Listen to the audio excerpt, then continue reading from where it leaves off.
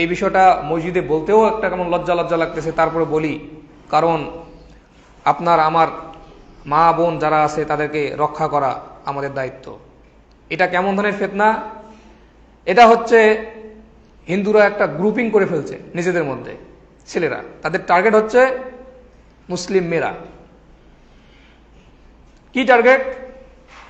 এদেরকে ধর্মান্তরিত হওয়ার একটা, মানে হিন্দুরা বলতেছে যে আমরা ইসলাম সম্বন্ধে জানতে চাই, ইসলাম আমাদের জানতে হবে।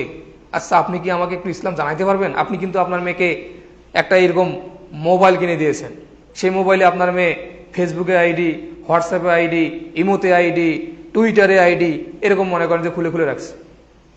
এই হিন্দু ছেলেগুলো মনে করেন যে মেয়েদের ইনবক্সে গিয়ে মেসেজ পাঠাচ্ছে, আমরা মুসলমান হতে চাই, ইসলাম ধর্ম সম্বন্ধে জানতে চাই, আমার নাম চেঞ্জ করতে চাই।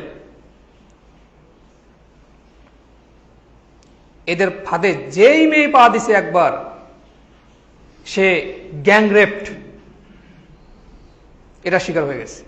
এবং এগুলোকে তারা ভিডিও করে রাখছে, ফোন দেয় যে আসো, আপনি অস্বীকার করবেন, এগুলোকে ভাইরাল করে দেওয়ার একটা ভয় ভীতি দেখাবে, বারবার যাবে, না পারবে পরিবারকে জানাইতে, কারণ এই মেয়েগুলো তো সম্ভ্রান্ত পরিবারের মেয়ে, সম্ভ্রান্ত সমাজের মেয়ে, তাদের সমাজে তাদের পিতা মাতা ভাই বোনদের এদের একটা স্থান আছে, এরা কিছু করতে পারবে না।